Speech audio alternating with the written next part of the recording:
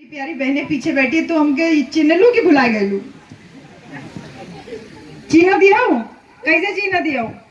इसी पेड़ के नीचे आप लोगों ने हमें खाना खिलाया था, याद है? 4 साल हो गए, 4 साल बाद आ रही, याद है बहन जी? अचार बांध के ले गए थे यहीं से, यात्रा इधर से ही आई थी, यहाँ बीच में मेड़ पे कच्चे कच्चे रास्ते से एक को खाना नहीं निकाल रही थी। इनसे खाना हम लोग कम से कम उस दिन 150 लोग थे डॉक्टर साहब, 150 लोग हम लोग करीब थे और सब भूखे थे। दोपहर में 3:30 बज रहा था और इनसे कहे खाना ले आई और ये सब संकोचाए। हम कहे जो कुछ बचा हो, दाल बचा हो, भात बचा हो, रोटी बचा हो, कुछ बचा हो। अब ये सब संकोचे, एक को निकले ना। फिर जैसे तैसे एक चावल और दाल रख करके थाली में लेके जब आई, तब धीरे धीरे करके इतना खाना हो गया कि हमको हाथ जोड़ना पड़ा। मैंने अब भैया बस। हम सारे लोगों ने भरपेट खाना खाया और मुझे बहुत अच्छे से याद है कि वो जो माता जी मुझे अभी किशमिश खिला के पानी पिला रही थी, उन माता जी ने मुझे हाथ का पिसा हुआ सत्तू भी दिया था। वो सत्तू में लेकर के अपने पापा के लिए गई थी यहाँ से। तो ऐसे तमाम जो यादें मुझे आप लोगों से जोड़ी हुई है बहन जी, और मुझे इस बात की बहुत खुशी है कि आज इतने साल के बाद आपके गांव में आ रही हूँ मैं। तो वो इतना महान काम आपके और हमारे बच्चों ने जो किया है, एक लाइब्रेरी खोलने का। क्योंकि बहन जी आप मुझे क्यों सुन रही हैं? क्योंकि मैं पढ़ी लिखी हूँ ना, इसलिए सुन रही है ना कि मैं पढ़ी लिखी हूँ, मैं बीएचयू में प्रोफेसर हूँ, मैं नौकरी कर रही हूँ और इसके साथ साथ मुझे कुछ ऐसा ज्ञान है जो शायद आपको नहीं है, वो मैं आपको दे सकती हूँ। इसलिए ना आप मेरी बात सुन रहे हैं। ये सारा ज्ञान मुझे कैसे मिला? ये सारा ज्ञान मुझे इनकी वजह से ही मिला ना, इनकी वजह से, यानी बाबा साहब की वजह से। और बाबा साहब किस लिए बाबा साहब बने? इन पुस्तकों की वजह से। तो ये जो लाइब्रेरी खोलने का काम इतना पवित्र आप सब लोगों ने किया, मैं इस पूरी आयोजन टीम, जो युवा बच्चे हमारे इस लाइब्रेरी को खोलने के लिए इस इनिशिएटिव को किए, आदरणीय रामविलास भारती जी के साथ में आप सब लोगों को ढेर सारा धन्यवाद। एक जोरदार ताली हो जाए मेरे प्यारे बच्चों के लिए। ये कारवां लगातार चलता रहे। डॉक्टर साहब तो बोल ही रहे हैं कि ये चलता रहेगा। बहुत बड़ा काम है बहन जी, क्योंकि बड़ी बड़ी बातें मैं नहीं करती हूँ, मैं आपसे वही बातें करती हूँ जो आपको समझ में आ जाए। शिक्षा का क्या मतलब है? बाबा साहब ने शिक्षा के लिए कितना योगदान किया ना बहन जी। अपने बच्चों को छोड़ के चले गए माता रमाबाई के जिम्मेदारी पे।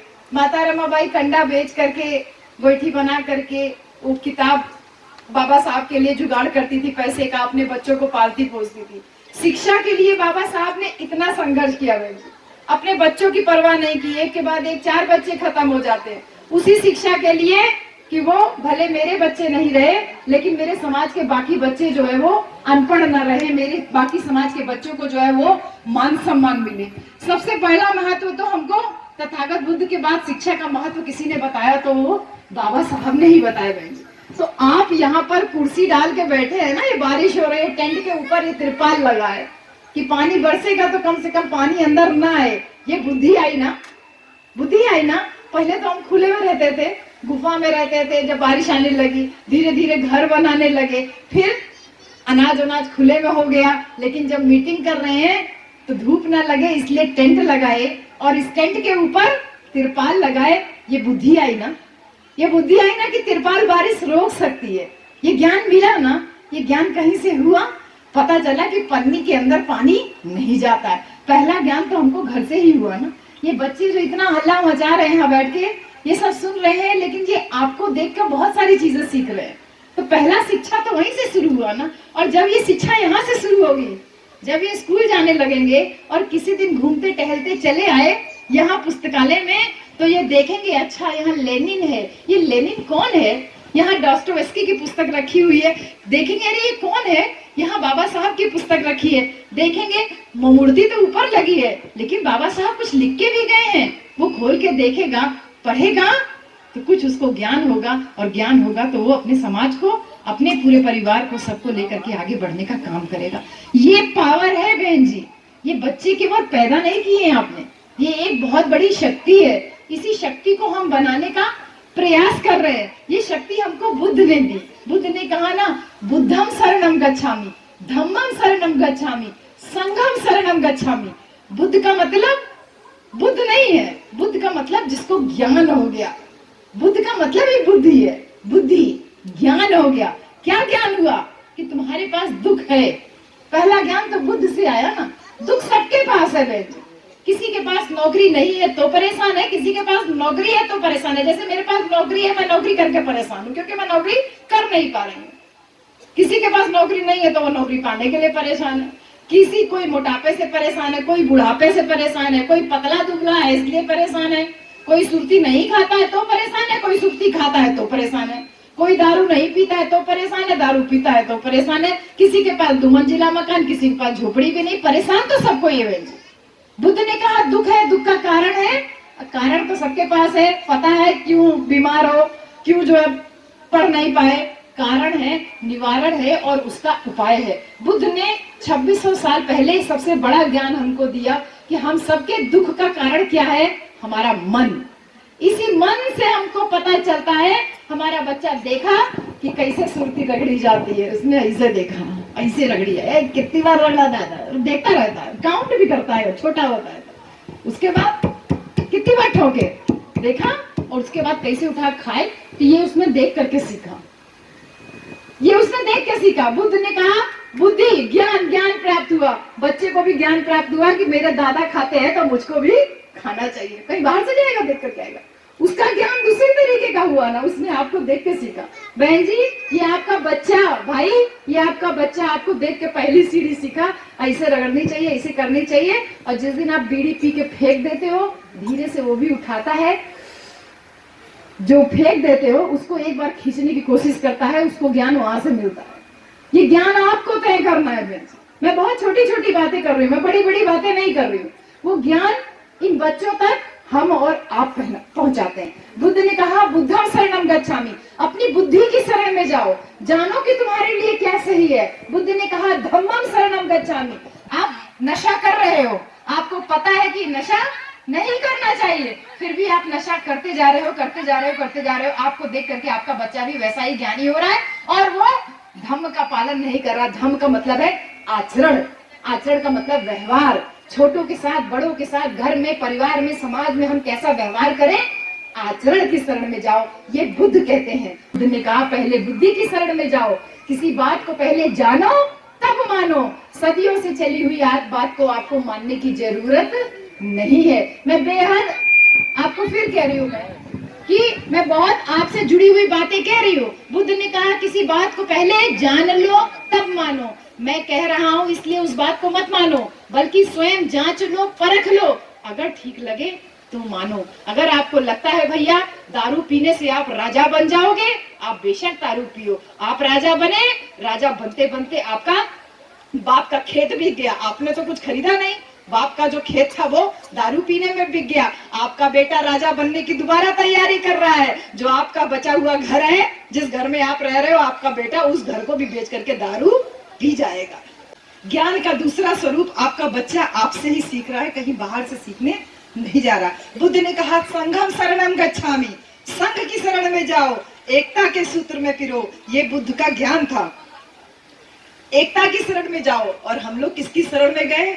अरे बाप रे बाप, एकता की शरण में तो हम ऐसे गए कि मेरा चौधरी टाइटल है, मेरी चौधरी टाइटल पे कोई मुझे कुर्मी बोलता है, कोई मुझे धोबी बोलता है, कोई मेरे को किसी और जाति का बोलता है।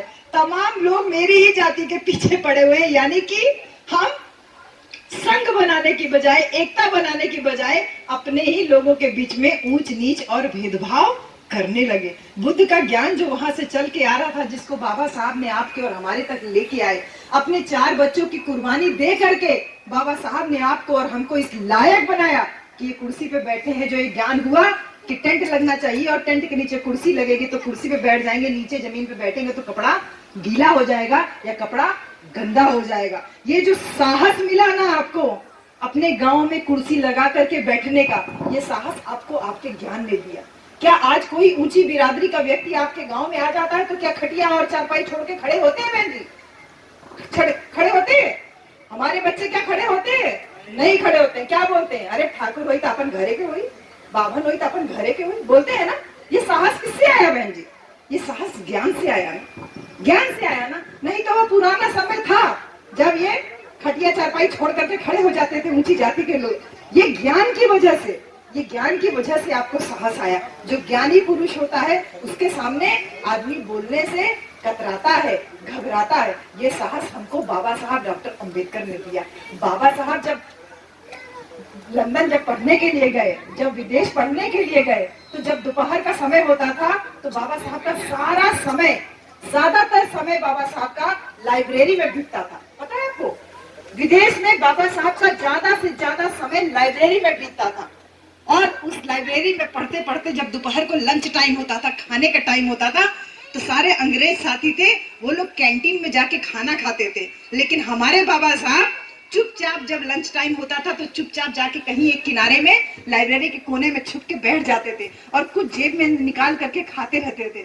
उनका एक अंग्रेज साथी देखा, उनको कहा, एक दिन देखा, कई दिन देखा, फिर एक दिन उनके पास आया, कह रहा, डॉक्टर अंबेडकर, आज मैंने तुझे पकड़ लिया, तू बता कि तू इतना अच्छा चीज क्या खाता है जिसको खा के तेरे पास इतना ज्ञान है। आज मैं तुझसे जान के ही रहूंगा कि जब जब ये लंच का टाइम होता है, खाना खाने का टाइम होता है, तो तू चुपचाप किनारे जाता है और चोरी से कुछ अकेले खाता रहता है। आज तो मैं तुझसे ये खाना लेके रहूंगा। और जब उसने जबरदस्ती बाबा साहब का हाथ ऐसे छीना तो उस हाथ में छोटा सा आटे का बना हुआ लड्डू था। तब बाबा साहब को बहुत लज्जा भी महसूस हो रही थी, लेकिन पूरे विश्वास के साथ बाबा साहब ने उस अंग्रेज को कहा कि ये तुम्हारे खाने लायक नहीं है, क्योंकि जो मैं खा रहा हूँ ये तुम्हारे यहाँ के जानवर भी नहीं खाते। मेरी पत्नी रमा, वो जो बासी बटी हुई रोटियां होती थी, उन रोटियों को सुखा के, कूट के, उसको गुड़ में बना करके लड्डू बना के दिए। बासी आटे का लड्डू मुझे बना के दिए। मेरे पास इतना पैसा नहीं है कि मैं लंच में बैठ करके तुम लोगों के साथ में कॉफी पी पाऊं या बर्गर खा पाऊं। समझे मेरे प्यारे बच्चों, आप लोग समझना इस बात को। बाबा साहब के पास इतना पैसा नहीं होता था कि वो लंच में लोगों के साथ में बैठ के चाय पी पाए, कॉफी पी पाए। तो वो वही बासी आटे का जो लड्डू बना होता था उसको चोरी से खाते थे और खा करके अपना पेट जैसे तैसे भर करके पढ़ाई करते थे। इतना त्याग उन्होंने इसलिए किया कि आप और हम मान सम्मान से जिए। ये जो साहस मिला बोलने का, मैं आज यहाँ खड़े होके बोल रही हूँ, ये साहस मुझे मिला ज्ञान की वजह से। और मुझे ज्ञान मिला किसकी वजह से? इनकी वजह से। नहीं तो ताली नहीं बजाइएगा, ताली मत बजाइए, मेरी बात को केवल समझने का प्रयास कीजिए, समझने का प्रयास कीजिए। मैं यहाँ तक पहुंच पाई भारत के संविधान की वजह से। इस संविधान ने हमारे और आपके जीवन में कितना परिवर्तन लाया बहन जी, कहां से कहां तक उठा के ले आया। हम टाट पट्टी पे भी नहीं बैठते थे, खपरेल का मकान होता था और दक्षिण दिशा में हमारी जो है झोपड़ियां होती थी। हमको पक्के मकान में भी रहने का अधिकार नहीं था। एक ऐसी व्यवस्था थी जिसने कहा कि अछूतों को, शूद्रों को पैसा रखने का अधिकार नहीं, आपको ज्ञान पाने का अधिकार नहीं। एक ऐसी व्यवस्था थी जिसने कि आपको कहा कि अगर तुमको रास्ते में कोई पैसा पड़ा हुआ मिल जाए तो उस पैसे को उठा के जेब में नहीं रखना।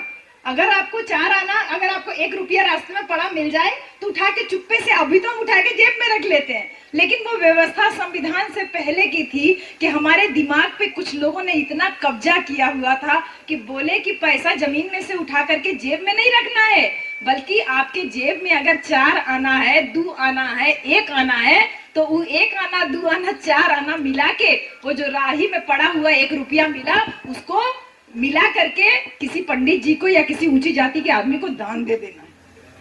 उस व्यवस्था से इस व्यवस्था तक आए कि पक्का मकान बन गया, बैंक बैलेंस होने लगा, सबके जेब में बहन जी 1000-500 रुपया नहीं तो आप लोग भी यहाँ बैठिए तो 10-10 रुपया जरूर लेकर के बैठे। ये विज्ञान आया ना हमको, ये हमारी बुद्धि खुली कि हम भी पैसा कमा सकते हैं, ये बुद्धि मिली कि हम भी शिक्षित हो सकते हैं, हम भी सम्मान पाने के लायक हो सकते हैं। ये ज्ञान हमको मिला शिक्षा की बदौलत। इसलिए मेरे प्यारे भाई लोग, आप सबसे विनती है, इस शिक्षा के लिए आपके परम पूज्य बाबा साहेब डॉक्टर भीमराव अंबेडकर ने इतना त्याग किया।